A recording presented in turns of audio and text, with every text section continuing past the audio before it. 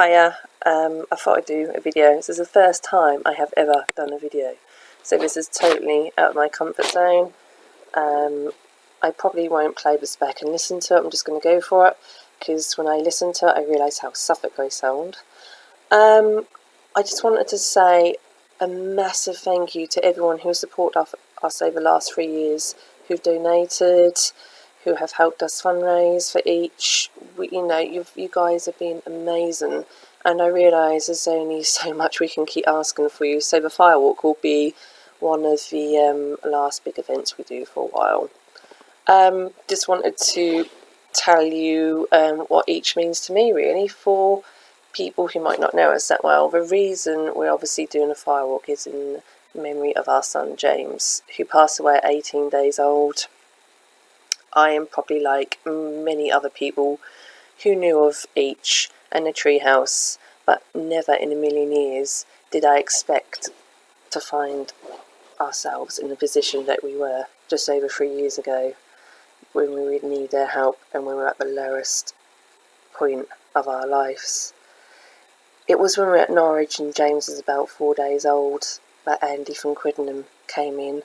Andy had this amazing calming influence. He came in, he helped us to do some memory making of James, handprints, footprints, a canvas which hangs on our wall here, and some ceramics for Nanny and Granda and Auntie.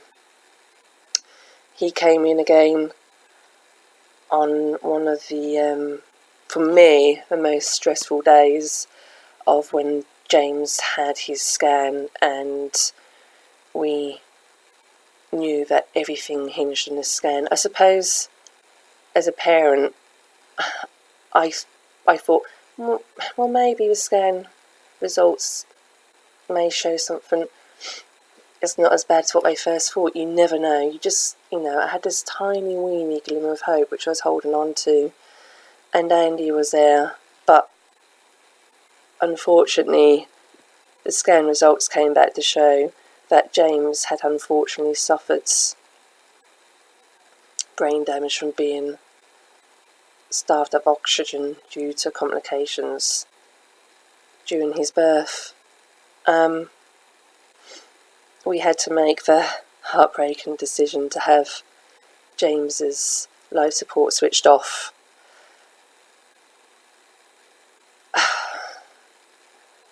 And we decided to donate his organs. It was a question we were asked, and me and John didn't have to think twice about it. We agreed straight away.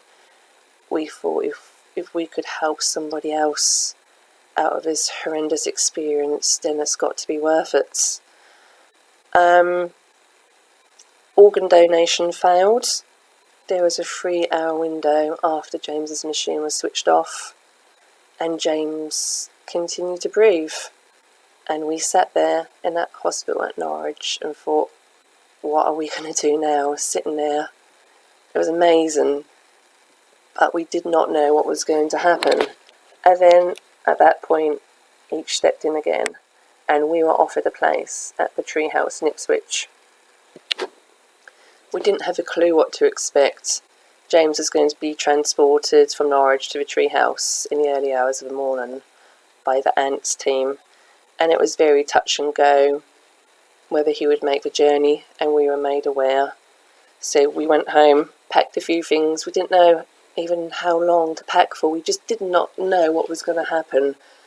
It was just so scary because nobody knew. We turned up at the treehouse early hours of the morning, and what greeted us was the warmest of welcomes. I'll never forget it. James was settled in his own nursery. There were nursery rhymes playing for the first time. He looked so cosy in his Moses basket and was away from all the machines and wires, and that was the first time we actually felt like a proper family. We got to hold him. We got to do everything which you just take for granted when you bring your baby home. We got to have our family to visit whenever they want. We got Sunday dinner. We managed to have a picnic outside. The treehouse and the staff were amazing, and they made us this most amazing memory book for us. And they gave us a chance to spend time as a family, which we never ever thought we were going to get. And I can never ever thank them for what they did. Even from the simplest things, giving James his first bath, having a film night in the sensory room, the photos and memories we made there is something I will treasure forever. And with their help, we even managed to get home for 5 days. They were still there on the end of the phone for support, and that was also when James gained his nickname of Pickle. He gave us a couple of scares, and the nurse Catherine came out and he picked up again. He definitely kept us on our toes for those 18 days. And without their help, I don't know what would have happened. They're a lifeline for us. And even when it came to when James passed away, we took James back to the treehouse, and he was settled in his nursery until his funeral. The thing that really worried me is James had never been on his own since he was born, and the staff and hospice kindly arranged to make sure there was always somebody there until his funeral, so James was never on his own, and that was something I will never forget. They were a lifeline for us, supporting us, and they are still supporting us now.